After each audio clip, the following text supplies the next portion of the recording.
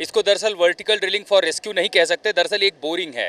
Boring उस जगह से जहां पर वर्टिकल ड्रिलिंग के लिए चौड़ी पाइप भेजी जाएगी। तो इस समय आप समझिए कि 0.8 इंच यानी लगभग 200 मिलीमीटर जो डाया है, जो व्यास होगा, उस पाइप को नीचे भेजा जाएगा, जिसकी लंबाई 90 मीटर तक तय की गई है। लेकिन उनको जाना 86 है, इसलिए अतिरिक्त पाइप मंगा के रखी गई हैं। इसका काम ये होगा कि एक तो सतह की जाँच हो जाएगी, यानी पहाड़ी की उस सतह से लेकर के सुरंग के नीचे तक जो सतह है उसकी जाँच होगी।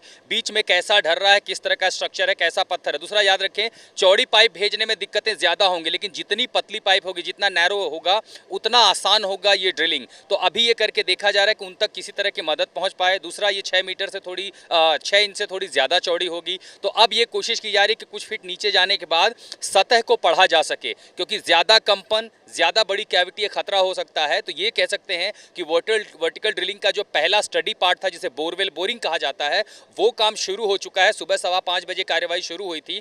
जैसे जैसे गहराई आएगी, जैसे जैसे सतह की जानकारी मिलती जाएगी, उसके मुताबिक फिर आगे रणनीति बनेगी। ये जानकारी हमारे पास सिर्फ है जो सूत्रों के मुताबिक मिली है कि जो प्लान बी था उस पर कार्यान्वयन आज सुबह से शुरू हो चुका है। आज सुबह की पहली किरण उगने के पहले ही उम्मीद की एक किरण उठ चुकी थी। 4:30 बजे आरवीएनएल की जो टीम है, भारी भरकम मशीनों से इस सुरंग का मुहाना आप मेरे पीछे देख रहे हैं। अब इस सुरंग से ऊपर पहाड़ी के हिस्से पर आपको लिए चलते हैं, और पहाड़ का जो हिस्सा आप देख रहे हैं उसके ठीक पीछे लगभग एक ऐसी जगह खोजी गई थी जहां हम सबसे पहले पहुंचे थे। हमने वो तस्वीरें भी दिखाई थी। वहां प्लेटफॉर्म तैयार है। कल लगभग 10 घंटे की मशक्कत के बाद भारी भरकम डीप सी एक्सप्लोरेशन वाली ड्रिलिंग मशीन पहुंचाई गई है।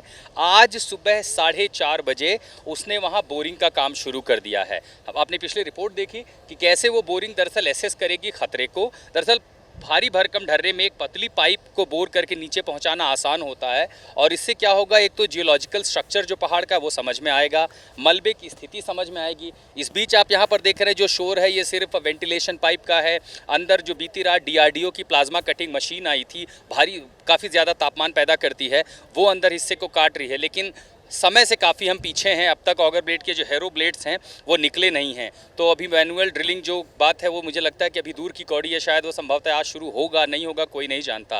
लेकिन एक उम्मीद इस पर बंधी है कि वर्टिकल ड्रिलिंग की जो प्रक्रिया है वो इतनी तेज़ हो रही है, अगर वो पहुँच जाता है तो वो सेकेंड थर्ड लाइफलाइन हो जाएगी, स्थिति समझने में आ जाएगी, और फिर सारी एजेंसियां बैठकर ये तय करेंगी कि कितने चौड़े पाइप को अंदर भेजे जाने की ज़रूरत है। उस पर कार्यान्वयन हो रहा है। तमाम एजेंसियां न सिर्फ नज़र बनाई हुई हैं, बल्कि हर मिनट का डेटा भी एसेस कर रही हैं, प्रोसेस कर रही हैं। देखिए, एक चुनौती आप समझिए, नीचे मशीन चलती थी तो वाइब्रेशन से मलबा गिरता था, मशीन हिल जाती थी, प्लेटफॉर्म टूट जाते थे, ब्लेड फंस जाता था। जब आप पहाड़ के उस हिस्से पर काम कर रहे हैं जहां संभावना है कि उसके नीचे कैविटी हो, क्योंकि पहाड़ के नीचे का हिस्सा ही सुरंग में दबा है। अब आपको मैं एक मॉडल के जरिए दिखाने की कोशिश करता हूं।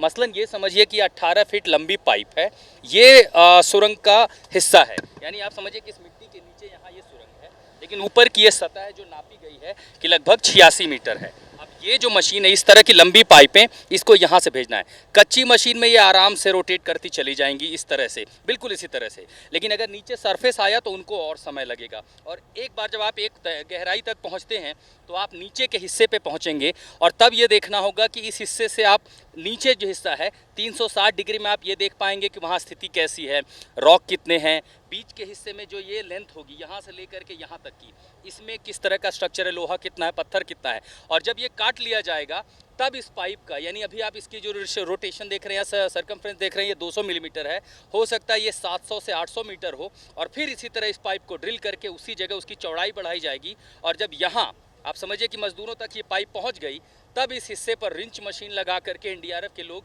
ये पूरा हिस्सा तय करके नीचे जाएंगे।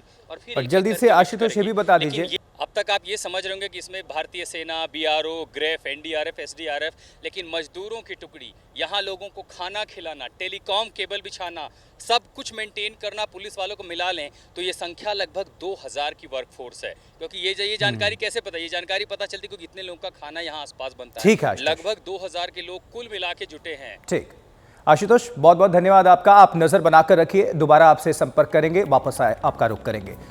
कुल मिलाकर ऑपरेशन जिंदगी, रेस्क्यू ऑपरेशन चल रहा है, हमारे मजदूर सुरक्षित वापस आए, सभी की ये कामना है, सभी की निगाहें हर अपडेट पर नजर है। छोटा सा ब्रेक, बने रहे, देखते रहें आज तक। आज तक, देश का सर्वश्रेष्ठ news channel, powered by finest, be sustainable change, a BNP group company.